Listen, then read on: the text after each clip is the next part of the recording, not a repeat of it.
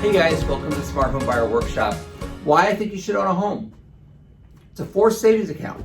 Every month you're making a principal payment, which is a reduction on how much you owe, and then an interest payment. Usually the larger one is the interest payment, but that changes over time. But it's a forced savings account. Every month you're paying down how much you owe. It allows you to build wealth. If the real estate market goes up 10%, and you spent $400,000 on a home, your net worth is now $40,000 higher than it was 6 months ago, a year ago. So what is leverage asset growth? It is where you have leverage on something. So if you bought a $500,000 home for cash and your property went up 10%, it would have gone up $50,000, right? Well, if you leveraged it and you only put 10% down, you would put the $50,000 down. You would still have $450,000. Let's say you used the $450,000 to buy maybe Apple stock. Let's say both went up 10%. If you own the home alone and the $500,000 home went up 10%, you have made $50,000 in profit, right?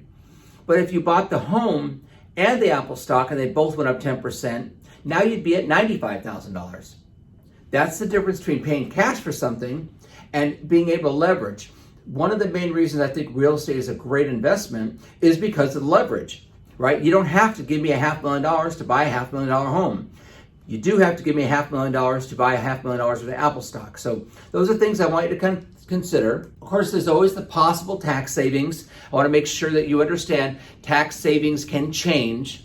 Federal governments, state government rules go in and out on that stuff. So 2 years ago, there was a big change in whether homeowners were able to deduct interest and property taxes. So right now you can up to $750,000 of mortgage interest deduction and up to $10,000 of total state and local taxes. So you got to kind of be careful with that. Talk to your tax professional. And then rental equivalency is one of the biggest reasons I think you should own a home. What is it? Well, you got to live somewhere, right? So you're either going to buy a house, rent a house. You're going to pay a mortgage to somebody, whether it's to yourself or to your landlord. You're paying a mortgage. So just think of rent as a mortgage, and maybe it's time to get your own.